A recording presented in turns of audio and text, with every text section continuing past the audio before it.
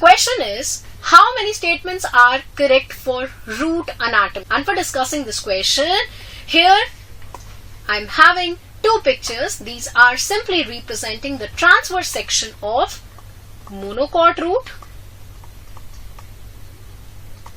and dicot root. Right? So let us take all the statements one by one. Statement A is epidermis is without cuticle. So in the given diagrams, can I say this single layered structure is epidermis? It is epidermis. It is present to provide protection. It is a single layered outermost structure for giving the protection. So this statement is true. But epidermis is without cuticle, correct? What is cuticle? You can say that it is a waxy layer that prevents loss of water. So this cuticle is absent in roots and hydrophytes. So this statement A is correct. Moving to statement B, endodermis is distinct. What is endodermis? You can see here the single layered structure is endodermis. Right? You can say that it is the border between general cortex and stele area. Also, it is a constant feature seen in roots for all the plants.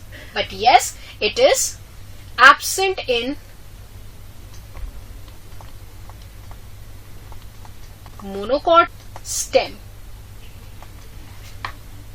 Alright, moving to statement C. Hypodermis is collenchymatous. But hypodermis is a layer, you can say, next to epidermis. Right? Below epidermis we have hypodermis. It is not seen in roots. It is absent in roots. Alright.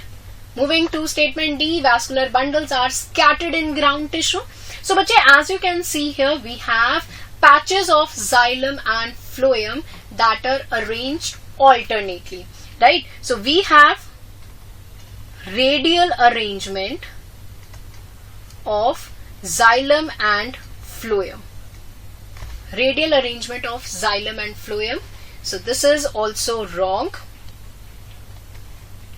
Moving to statement E, xylem is exarch type. So what is this exarch condition? But it is simply representing the arrangement of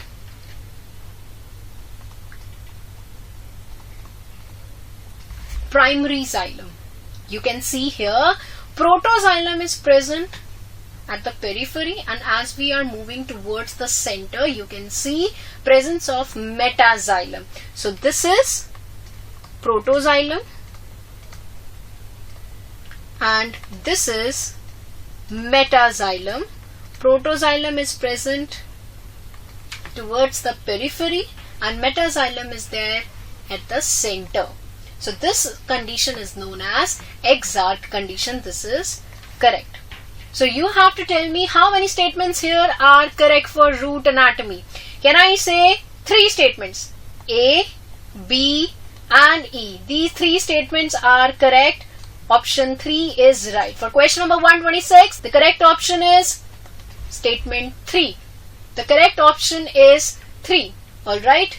Moving to question number 127, choose the incorrect match. Starting with option 1. In kelps, the body is profusely branched.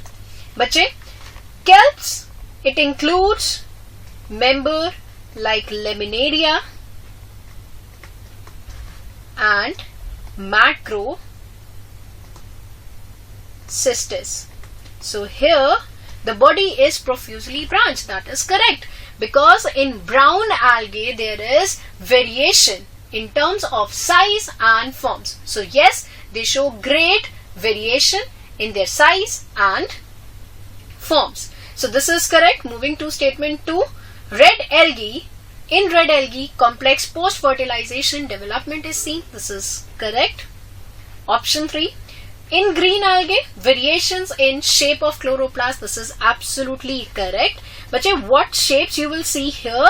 It shows discoid shape. It shows discoid shape. Then reticulate shape. And cup shape. So this is also correct. Option number 4, brown algae. In brown algae, asexual reproduction always by non-motile spores. In brown algae, in the members of Phaeophyceae, asexual reproduction is shown by motile spores. Motile spores are zoospores, but they are basically planospores. Planospores matlab here we have flagella. So these zoospores are biflagellated, and here the flagella is arising from the lateral sides. So it is unequal and laterally attached. So for question 127, here the incorrect match is option 4. Answer is 4. Question number 128. The question is, what is incorrect about capsule of bacteria? So before I start with the options, we all know in bacteria we have 3-layered cell envelope. What are the 3 layers? It starts with the outermost layer known as glycocalyx. So can I say, as the name suggests, calyx is the outermost, right? And glyco because of its composition. So it is mainly comprised of sugary components. And this glycocalyx can be present in either of 2 forms. One is capsule and another is slimy layer. Bache, capsule is made up of polysaccharide, and yes, it allows bacteria to hide from the host immune system. And capsule, it is thick and comparatively tough. Talking about the slimy layer, so it is a kind of a loose sheath. Alright, so this is the very first layer of cell envelope. Moving to the second layer, so it is cell wall. In bacteria, cell wall is composed of peptidoglycan. Then coming to the innermost layer, this is for cell membrane or plasma membrane.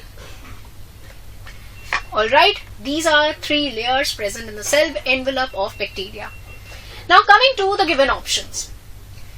You have to find out incorrect about capsule. So, it gives gummy and sticky appearance to the cell. This is true. It allows bacteria to hide from host immune system. This is also correct. It is a loose sheath.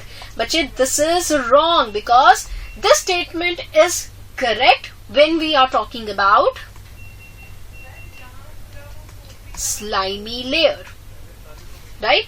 So, the third statement is incorrect. Rest of the 4 are correct with reference to the capsule of a bacteria. Question number 128, answer is option 3. Correct? Moving to question 129.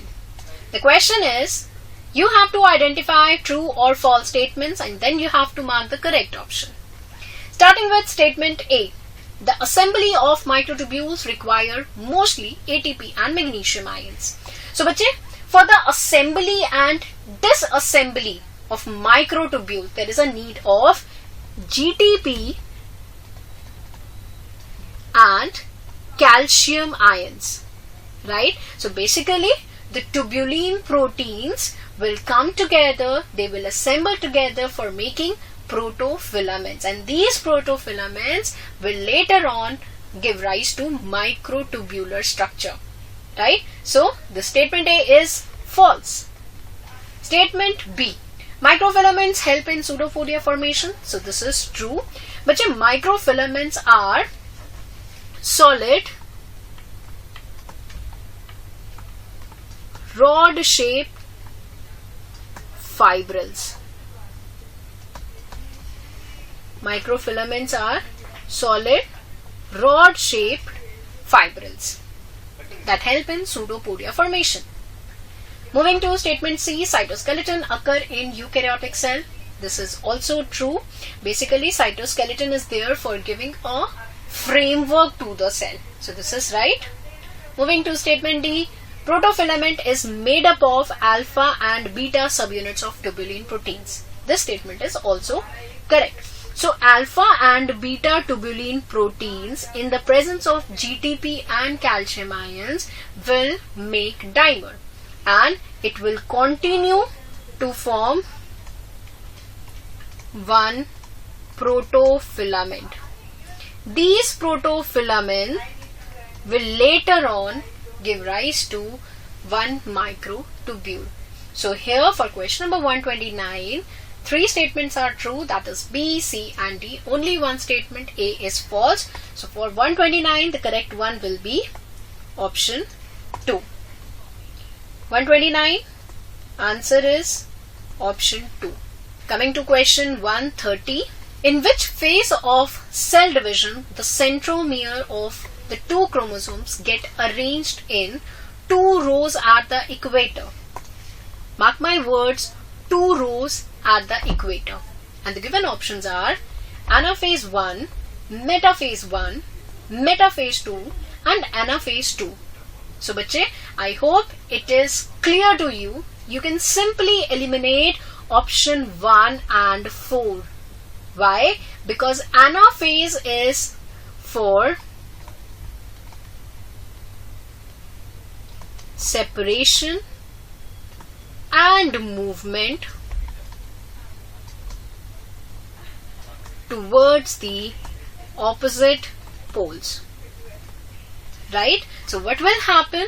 In anaphase 1, the homologous chromosomes will split and they will move towards the opposite poles. In anaphase 2, the chromatids will move towards the opposite poles. Now coming to option 2 and 3. But in metaphase 1, it is there for the 2 metaphasic plates. Yes, in metaphase 1, we have 2 equatorial or metaphasic plates.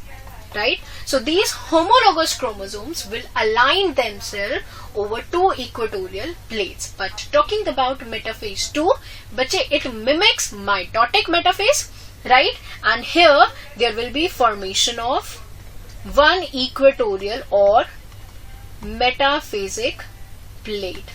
So for this reason, for question number 130, the correct option will be second. Centromere of 2 chromosomes get arranged in 2 rows at the equator. Question number 130, answer is option 2.